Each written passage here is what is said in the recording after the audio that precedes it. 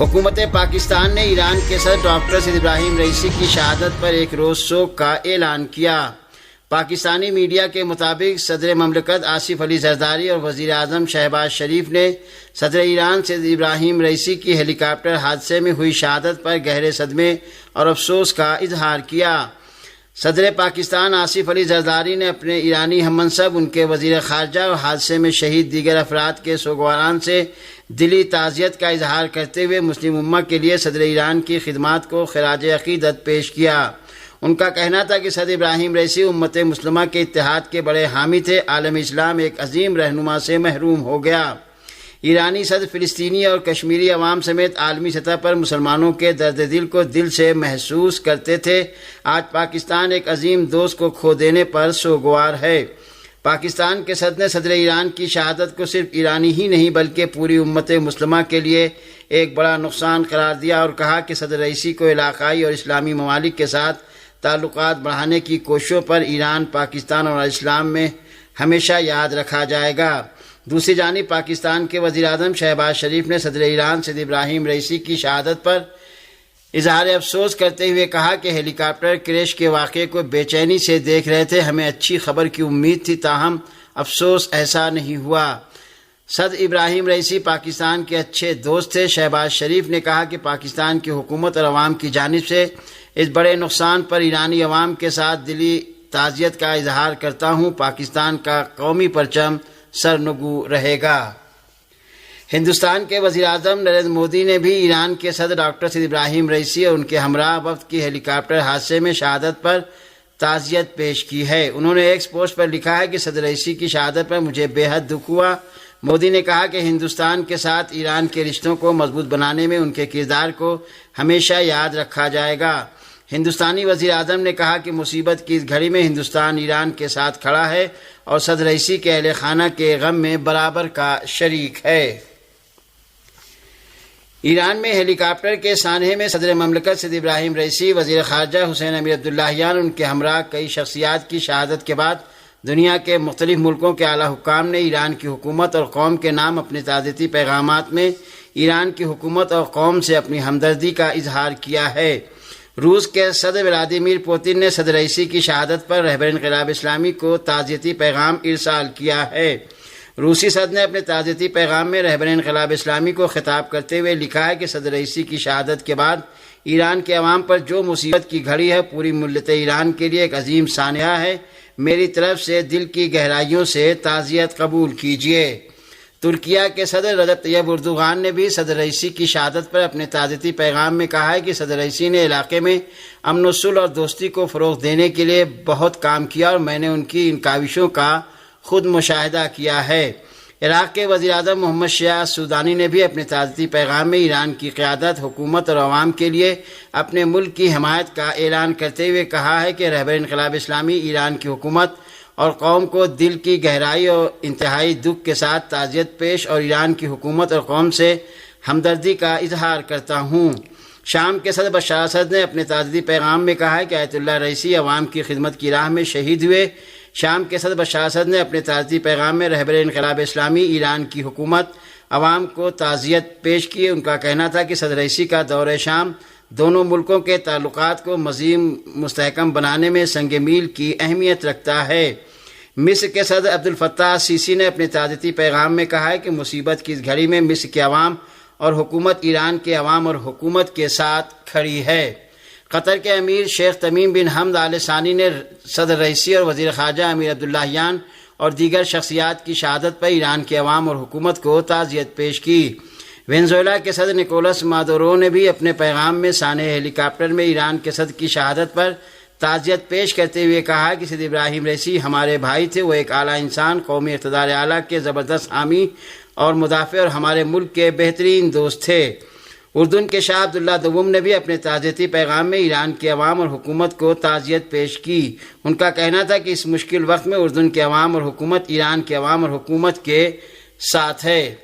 فلسطین کی اسلامی مزاحمتی تحریک حماس نے بھی باصمیم دل تعزیت پیش کی اور ایران کی حکومت اور قوم نیز شہداء کے اہل خانہ سے ہمدردی اور رہبر انقلاب اسلامی سے اپنی مکمل یکجہتی کا اظہار کرتے ہوئے اعلان کیا کہ سانحہ ہیلی کاپٹر کی یہ شہداء ایسے شہداء ہیں جو ایران کے بہترین رہنما ہیں اور جو فلسطینی امنگوں کی حمایت اور ہماری جدوجہد کی حمایت میں ممتاز مقام کے حامل ہیں۔ ایران کی ہلال احمر سوسائٹی کے سربراہ نے کہا ہے کہ ہلال احمر کا ریسکیو آپریشن صدر ابراہیم رئیسی اور دیگر شہداء کے پیکر مطہر کو تبریز میں میراث شہداء کے مقام پر منتقل کرنے کے ساتھ ہی ختم ہو گیا۔ ایران کی ہلال احمر سوسائٹی کے سربراہ پیر حسین کولیون نے آج اعلان کیا ہے کہ ہیلی کاپٹر کے حادثے میں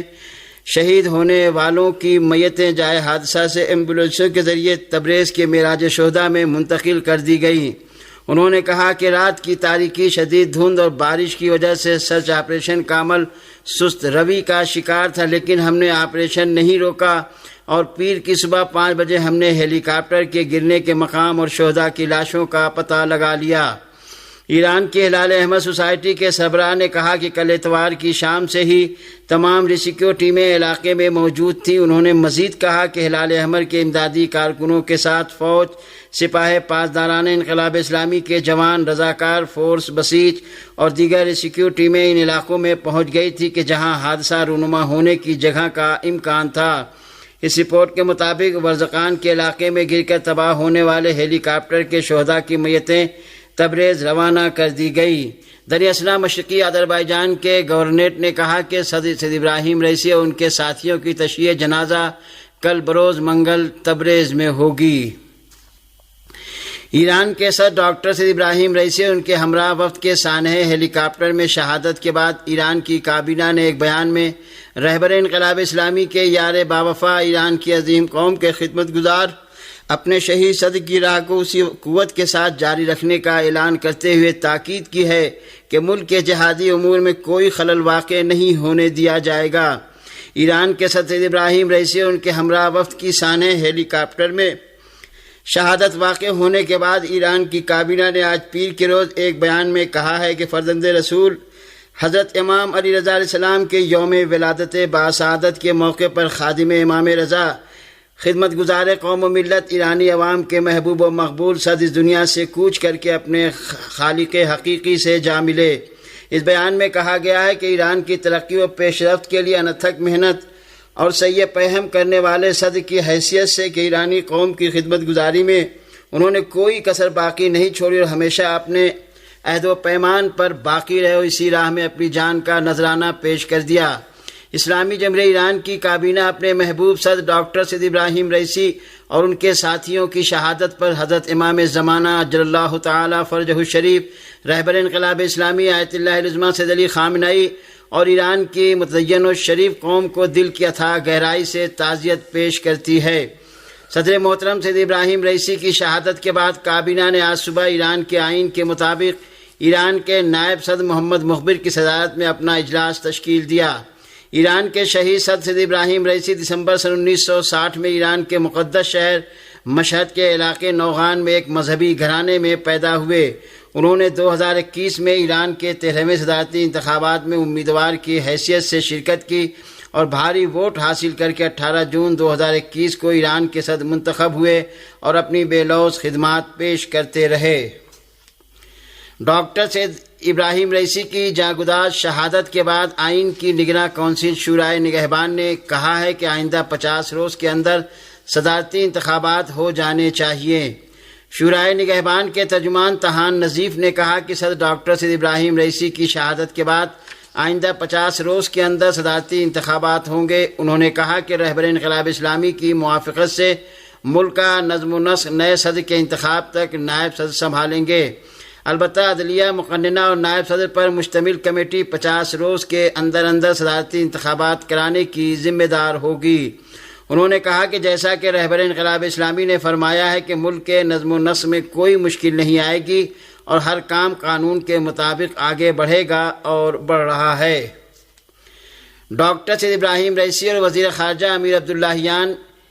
ایران اسلام اور استقامت کی راہ کے شہداء ہیں۔ خادم امام رضا علیہ السلام اور اسلامی جمہوریہ ایران کے 8ویں صدر آیت اللہ سید ابراہیم رئیسی کا ہیلی کاپٹر اتوار 19 مئی کی شام کو حادثے کا شکار ہو گیا۔ اس سانحے میں صدر مملکت آیت اللہ سید ابراہیم رئیسی اور وزیر خارجہ امیر عبداللہیان اور ان کے ہمراہ چند دیگر افراد نے جام شہادت نوش کیا۔ گھنٹوں کے انتظار کے بعد آج صبح ایران کے عوام کو صدر ایران ابراہیم رئیسی، وزیر خارجہ حسین امیر عبداللہیان اور چند دیگر عہدیداروں کی شہادت کی خبر غم سننے کو ملی۔